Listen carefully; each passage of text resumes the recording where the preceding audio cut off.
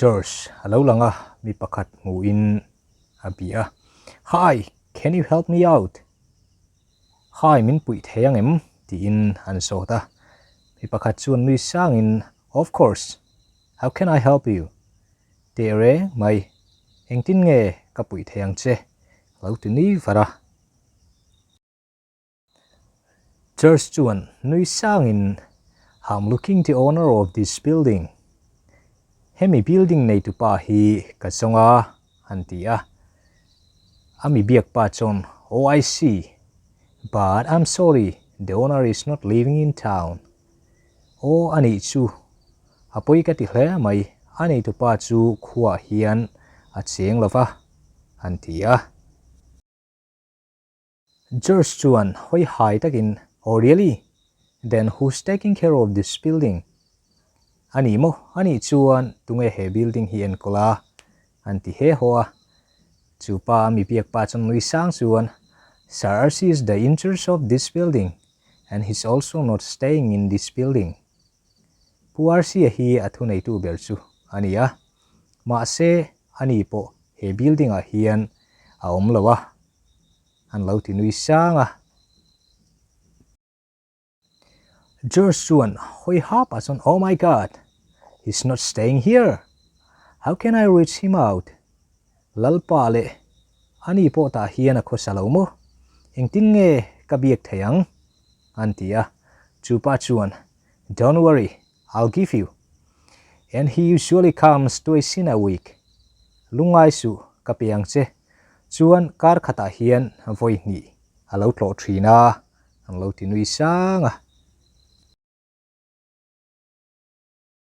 George chuan nui sangin, I'm so grateful for that. May I ask you something?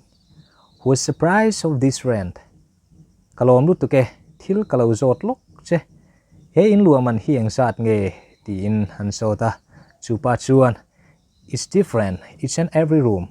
Some are 1 BHK and some are 2 BHK. It depends on the room. Room tinte hai nang lo vek. A 10 1 BHK ania, a 10 2 BHK ania. Chumi azir chuan aman hai nang lo ani. Hello tia. George chuan athil sai chu om zia hrelo ni om takin an hoi he hoa. Ato paron hoi chuakin, what's the meaning of 1 BHK and 2 BHK? Enge 1 BHK le 2 BHK om zia chu. Aron ti hel hola. Chu pa chuan a hre thiam lo ti hrien nui sanga. The meaning of BHK is bedroom, hall and kitchen. So there are 1 bedroom, 1 hall and 1 kitchen in 1 BHK, and 2 BHK means 2 bedrooms. That's it. BHK om zia chu bedroom, hall. Le chauka tina ania 1 BHK a chuan mutna room, hall le chauka a oma. 2 BHK om zia chu bedroom pa ni a om. Chu song chu ani alo ti nui sanga. George chuan nui sanga luthak mang hlei lo hiat chung chuan, okay, I got it. Give me his contact number and then I'll have a word with him. Ole ka hre thiam e. A number min lo pela ka lo bedon nia anti ni ania. Chu pa chuan, okay, take down his contact number. Ole ka a number chu la ro antia. George chuan pu RC chu a call ngala. Phone call conversation ngai thari ngalang. Pu RC chuan phone chu lo pika. George chuan, am I speaking to Sir RC? Pu RC ka PMO antia. Pu RC chuan, yes myself RC. Who's on the line? Oh RC ka ni e. Tunge ka biak o. Tunge line vuan o. An lo tia. Myself George. It's the right time to speak to you. George ka niya kalau biak hun se hiya fu mo. Ibuai lo line ni mo antia. Sir RC chuan, yes, it's regarding. Oh, eng thunge ni ta. Tiin an lo chang vara. George chuan abiak tu na chu sei ngalin. Actually, I'm looking for room, and I heard that you have a room for rent. Diktak chuan room ka zonga, chuan room lua ho tur. Inai ti kalau ria antia. Sir RC chuan okay, I see. How many person? Ole hani chuan mi engsa nge inni a antia anson suisata. George chuan, we are 5 members and could you tell me the price and all? Mi panga kan nia chuan haman engsa tenge min han hrilla antia. Sir RC chuan purfe chuan, okay, let me explain thoroughly. For 1 BHK start from 7k and 2 BHK start from 12k. Ole, chiang dewin kan soi fiange 1 BHK to 7k in hain trana, sang sari in hain trana, 2 BHK to sing khat sang ni 12k in hain tran thung, ti in hlim tak chuan, sa RC chuan. And explain charjara. George chuan, ngai tu na siam fel thuayin. When can you come over here? We'd like to see the room, how big it is. Eng tika nge hilo kal theang, a room eng tia lian nge ti. Kan mudua an lo tia. Sir RC chuan, I usually visit on Monday and Thursday. You can meet me up anytime. Thotan le ni lai thotan hi. Kat lo dan tlang puyania. Eng tikhuna po, min mu theang, ti in phur takin alo sila. RC chuan zom zatin, but you can't take 1 BHK as you have 5 members. You're not allowed to take 1 BHK for more than 4 members. Ma se mi panga hinni avangin 1 BHK chu in la theilawa. Mi pali aya tamin 1 BHK la kan phallawani. An lo tia. George chuan angai na hrelo takin, what's the reason?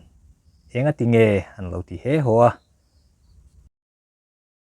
RC chuan, that's our rules and regulation. Anyway, come over here and we'll discuss about it. Kan dan le dunte anivea. Eng po ni sela local pot ula. Kan soy thadon niya antia. George chuan, okay, this better. Thanks for your time. Ole, chu. At haberang, ihun lutak min pek havangin kalome. Tia ti chuan phone chu data.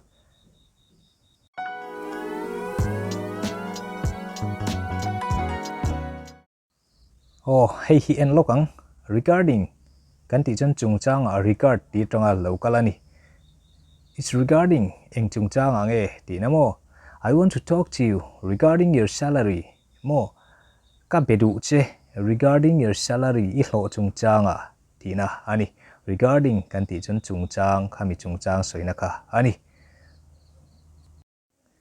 Thoroughly ti chan chip chier fel fai takin mo chiang takin fia takin soina ka ani. You have to explain thoroughly what exactly happened out there.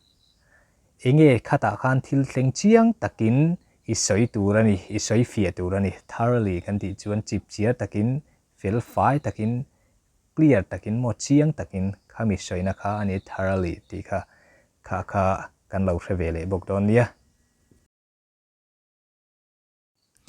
Oh le hei hian leang take care le interest hi. Taking care le interest ka in angin kan lo manga kan kami chunga kan hemi video kan who's taking care of this building head building hit tunge en kol mo tu kutange om who's the in charge of this building he building hit tunge in charge la tu mo manager te tiang chon taking care to take care to manager te owner te mo in charge bo kami kha thil thu mun ani ti in soitaila a ria thiam ol samo me who's taking care of this table he dokan hitunge enkol who's the in charge of this table he dokan enkol tu ti fai tu hitunge ni ti kha ani taking care ti le in charge ti kha ainang take care mo in charge kha riat le tur ani. How can I reach him out ti le how can I have a word with him? How can I have a word with him? How can I reach him? eng tin nge ka biak po thiang eng tin nge a nen ka thlen thiang how can I contact him mo eng tin nge ka biak thiang khang te nen khanin ang fekani how can I reach him out tile how can I have a word with him how can I contact him mo eng tin nge ka ba biak po thiang khami kha a in ang le vekani kha ka kan lo hriat le mai tan a thau me ole he video tan chuan kan du tok le photanga similar meaning karon da chu te kha in lo en leanga staying le living po karon da lawa amaro chu kha po kha similar meaning in karon man kha in lo hre thiam don nia uluk takin lo enanga hlok nan le tangkai puina tan in lo man the nan du sakna kalan mol cheuni ka channel in lo entrin hawangin kalom tak zet ani